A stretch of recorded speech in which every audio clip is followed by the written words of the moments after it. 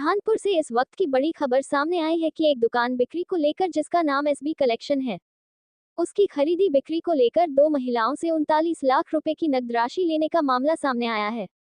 महिलाओं ने आरोपियों की प्रेस कॉन्फ्रेंस में आरोप लगाते हुए शिकायत की है कि आरोपी बंधु करीम व इस्पाक ने दुकान बिक्री के नाम पर हमारे से 39 लाख रुपए लिए हैं, जो कि इतनी बड़ी रकम कानून की श्रेणी में नहीं आती। हमें न्याय मिले, राशि वापस मिले, जिसकी शिकायत हमने एडवोकेट मनोज कुमार अग्रवाल जी की सहायता से पुलिस में की है। महिलाओं का कहना है कि उन्हें जल्द से जल्द गिरफ्तार किया जाए और हमारी राशि वापस दिलाई जाए। क्या कुछ कहा एडवोकेट मनोज अग्रवाल जी और पीड़ित महिलाओं ने प्रेस कॉन्फ्रेंस में, खुद ही सुनिए उनकी जुबानी। बुरहानपुर जिले से आमिर खान रस्सीवाला के साथ सफीक साहब की खास रिपोर्ट। देखिए, इस प्रेस कॉन्फ्रेंस का उद्देश्य पर्टिकुलरली दो बहनों के साथ 63 साल और 61 साल की दो बहनें हैं और ये वरिष्ठ नागरिक में आती है। वरिष्ठ नागरिक बहनों के साथ ये करीम और अशफाक जो बुरहानपुर जलेबी वाले हैं, इन्होंने 39 लाख रुपए इनके साथ धोखाधड़ी की है, जिसकी FIR इन्होंने दर्ज कराई है, लेकिन पुलिस ने अभी तक इन्हें गिरफ्तार नहीं किया है। खास करके ज़मीन और प्रॉपर्टी खरीदने बेचने का काम करते हैं ये दोनों आरोपीगण, और इन्होंने 39 लाख रुपए खुद ले लिए, उन्होंने खुद के में न्यस्त कर दी। तो ऐसी स्थिति में उनका अपराध, जो नया कानून है उसकी धारा 316(5) के अंतर्गत अपराध है, जो 10 साल और आजीवन कारावास से दंडनीय है।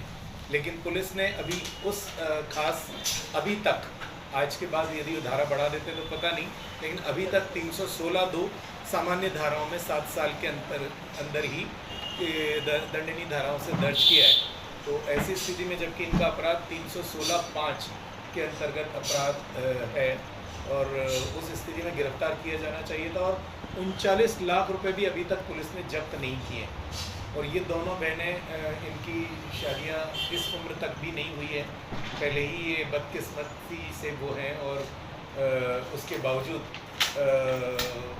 महिलाएं होने के नाते, वरिष्ठ नागरिक होने के नाते उसके अंतर्गत भी अपराध है। इसमें एक खास बात और है इस मामले की कि इन्होंने एक सबूत और पुलिस को दिया था, जिसमें इन आरोपी गणों ने इनको जो ज़मीन बेची, इनसे 8 दिन पहले ही, 7 दिन और 9 दिन पहले ही एक अब्दुल रहमान को भी बेकरी का लिखित सौदा किया, और 2 करोड़ 61 लाख रुपए में, और उनसे 50 लाख रुपए नगद और 11 लाख का एक चेक भी ले लिया है, और इसके लिखित सबूत भी इन्होंने पुलिस को दिया है।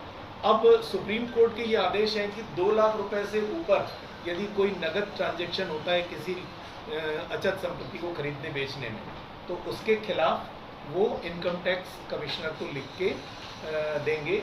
न्यायालय को भी आदेश है, माननीय सुप्रीम कोर्ट का, और सब रजिस्ट्रार ऑफिस को भी, पंजीयन अधिकारी को भी ये आदेश किया है, और नहीं तो ऐसे पंजीयन अधिकारी के खिलाफ भी कार्रवाई के आदेश है सुप्रीम कोर्ट। तो पंजीयन अधिकारी के सामने तो जब मामला जाएगा, ये क्यों, अभी तो इन्होंने लिखित सौदा कर लिया है, क्योंकि ये ऐसी ब्लैक मनी देश के खिलाफ काम में आती है। इसलिए सुप्रीम कोर्ट ने स्ट्रिक्ट आदेश किए हैं कि 2 लाख रुपए से ऊपर का नगद ट्रांजैक्शन जहां भी हो, उनके खिलाफ इनकम टैक्स ऑफिस में लिख करके देना है, अन्यथा ऐसे सब रजिस्ट्रार ऑफिसर के ऊपर कार्रवाई की जाएगी। न्यायालयों को भी आदेश किया कि न्यायालय की भी ये जिम्मेदारी है कि ऐसे कैश ट्रांजैक्शन को वो इनकम टैक्स ऑफिस में लिख करके देंगे।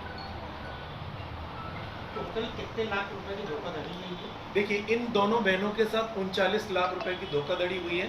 ये 12 तारीख को FIR रजिस्टर्ड हुई है, जबकि 1/5 को इन्होंने पुलिस को इन्फॉर्मेशन दे दी थी, लेकिन आज 19 तारीख है, 19 दिन हो गए, पुलिस ने अभी तक इन्हें गिरफ्तार नहीं किया है, दोनों आरोपी। क्या कारण हो सकता है पुलिस का?